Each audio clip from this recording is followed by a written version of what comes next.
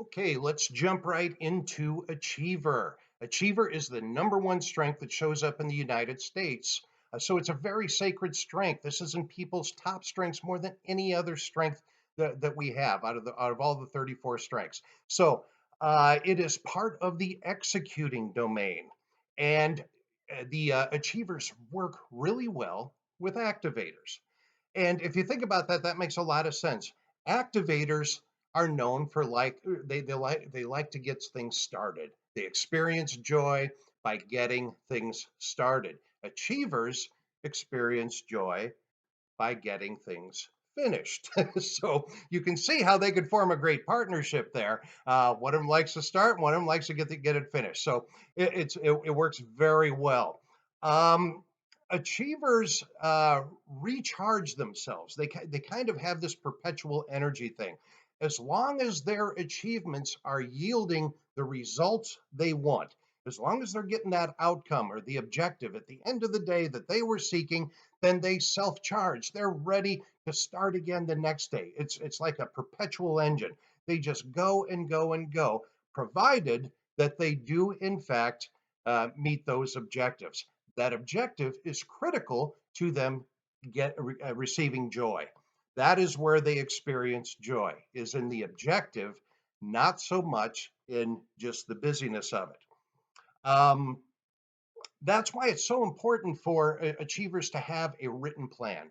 They need to have a kind of a map in front of them to remind them what the end goal is. Otherwise, they can get kind of just caught up in the work of things and spin their wheels, so to speak. They won't necessarily achieve the objectives they want. And then if that happens, they feel kind of deflated at the end of the day.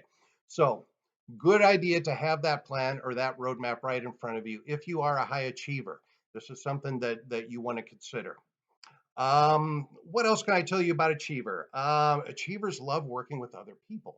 And that's kind of unique when we think about the executing strengths. I often think of the executing strengths as a little bit solitary. They don't require, it's not like the relationship builders that experience joy by connecting with the right people, or the influencers who love to move people forward and they feel that joy when they're moving others forward. With the executing strengths, typically it's all about just making sure things are done the right way, and it doesn't really require a person necessarily to be working with other people. But with achievers, it's a little bit unique because achievers understand that if they can communicate their objectives to another person and have that person kind of enrolled or enlisted into that outcome, they can get there faster and they can get there bigger and they can get there stronger. And so that's one of the things that I love about the achiever strength. By the way, the achiever strength does happen to be my number 10 strength, so it is in my top sacred strengths. And it's also my wife Kimberly's number 8th strength. It is also in her sacred strengths. So this is one that we're very fond of, and it does lend itself really well to working with other people. I always think of as an executor. I'm sorry, as an achiever, as think of it like a bricklayer. So imagine you have a bricklayer who's going to lay this brick wall. He's working up this wall 9 to 5 every single day, and at the end of the day, he's hoping to get 15 layers high, 15 rows high, and if he surpasses that, then he had a great day because he achieved this goal. He got the outcome he wanted, and he even surpassed it. He knows also, or she knows also, that had they had another person helping them, uh, they could have done twice that many. Or maybe they had a crew of 5 people. They could have done 5 times that many. So the achiever always sees that. They do see the value of working with others as long as the others understand the end goal. They have to be on board with that. So it's very important that achievers are able to communicate that and are able to be a little bit vulnerable about the fact that how they will feel or what the consequences are if they do not meet that objective. That is also very important for an achiever to be able to communicate to the people they're working with. So let's talk a little bit about the sinister side of achiever. We touched on a little bit here that if they can get caught up in the busyness.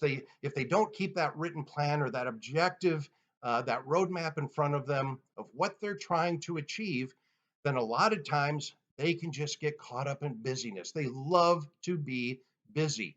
Achievers love to stay constantly busy. But if they, at the end of the day, if they realize, wow, I was busy all day, I worked really hard, I'm tired, but I didn't achieve the objective I was looking for, then that perpetual engine thing doesn't happen. They don't get recharged then. Rather, they feel kind of deflated. And so they need to be careful of that. So we don't want to make sure that if you want to make sure if you are a high achiever, that you don't get caught up in the busyness of things, that you are always keeping the end goal in mind. That is very important. One of the best ways to do that is to write it down, talk to others about it, share it with others. And again, talk about what your vulnerability there of what would happen, what are the consequences going to be if you don't achieve what it is you're looking for. That will help you keep that end goal in mind.